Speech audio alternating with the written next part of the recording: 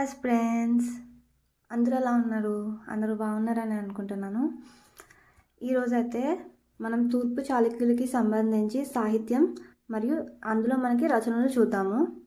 Previous video కూడా చేశాను నేను, తూర్పు చాళుక్యులకి సంబంధించి శాసనాలు చేశాను. ఎవరైతే చూడలేదో వాళ్ళైతే ఛానల్లో ఉంటుంది వీడియో, ఒకసారి వెళ్ళి చూడండి. మీకు ఎగ్జామ్లో ఖచ్చితంగా ఒక 1 or 2 బీట్స్ అయితే వీటి నుంచి రావచ్చు. ప్రీవియస్ ఇయర్స్ క్వశ్చన్స్ ఒకసారి అనలైజ్ చేయండి, అందులో మీకు ఇవి కనిపిస్తాయి. రచనల మీద ఉంటాయి మనకి బుక్స్, ఆథర్స్ బుక్స్ మీద, లేదంటే ట్రావెలర్స్ మీద ఉంటాయి. నెక్స్ట్ శాసనాల మీద ఉంటాయి, రాజులకి సంబంధించి బిరుదుల మీద, రాజులు చేసిన కట్టడాలు, వీటి మీద అయితే బిట్స్ ఖచ్చితంగా అయితే ఉంటున్నాయి. ఇక లేట్ చేయకుండా వీడియో స్టార్ట్ చేద్దాము. అందుకంటే ముందు ఎవరైతే మన ఛానల్ని సబ్స్క్రైబ్ చేయలేదో ఛానల్ని అయితే సబ్స్క్రైబ్ చేసి వీడియోని అయితే లైక్ చేసండి. ఇంకా లేట్ చేయకుండా స్టార్ట్ చేసేద్దాం. ఇక్కడ ఫస్ట్ వచ్చేసి మనకి తూర్పు చాళుక్యులు ఈ లెసన్లో మనకి మోస్ట్ ఇంపార్టెంట్ రాజరాజ నరేంద్రునికి సంబంధించి ఈ రచనలు, సాహిత్యం అంతా మ్యాక్సిమం మనకి రాజరాజ నరేంద్రుని ఆస్థానం టైంలో ఆ కవులే రచించారనమాట.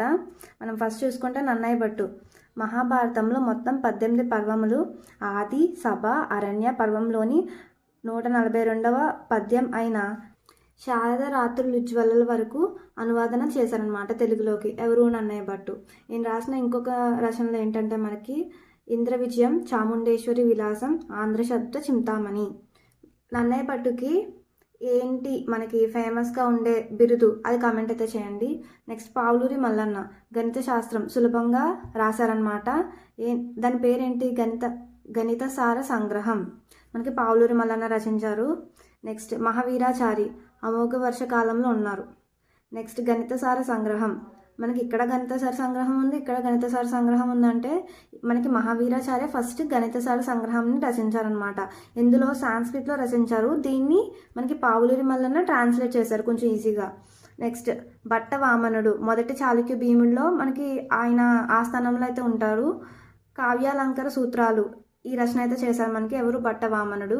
నెక్స్ట్ వేములవాడ భీమకవి, ఈయన కవి జనాశ్రయం, రాఘవ పాండవీయం ఈ రచనలు అయితే చేశారు. నెక్స్ట్ సోమేశ్వరుడు ఈ కాలం నాటి లలిత కళల గురించి గ్రంథం రాశారనమాట. ఆ గ్రంథం పేరే అభిలాష తీర్థ చింతామణి. ఇవి ఇందులో ఏముంటాయి మనకి లలిత కళలకి సంబంధించి అయితే ఇన్ఫర్మేషన్ ఉంటుంది.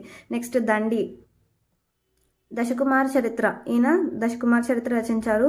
వెంగిని ఆంధ్ర నగరం అని పేర్కొన్నారని చెప్పి ఈయన రచన ద్వారా మనకి వెంగిని ఆంధ్ర నగరం అని పిలిచారని తెలుస్తుంది. నెక్స్ట్ ఉగ్రాదిత్యుడు కళ్యాణి కారకం అనే పుస్తకం రాశారు. ఇది ఒక వైద్య గ్రంథం అనమాట. ఇంక ఇక్కడితో సాహిత్యం మొత్తం ఫినిష్ అయిపోయింది. ఇంకేమైనా ఎలాంటి డౌట్స్ ఉన్నా, లేదంటే ఎలాంటి చిన్న చిన్న టాపిక్స్ చేయాలన్నా నాకైతే కమెంట్లో తెలియజేయండి. చాలామంది 1885 to 1947కి సంబంధించి చెయ్యండి అని చెప్పేసి అయితే నన్ను రిక్వెస్ట్ చేశారు. అవైతే నేను చిన్న చిన్న బిట్స్ కింద మీకైతే ఎక్స్ప్లెయిన్ చేస్తాను. ఎక్కడి నుంచి అయితే ఇంపార్టెంట్గా బిట్స్ వస్తాయి అని ఏదైతే ఏరియాస్ ఉన్నాయో అవైతే నేను ఖచ్చితంగా కవర్ చేస్తాను. మీరైతే ఛానల్ని సబ్స్క్రైబ్ చేయండి. Thank you, bye.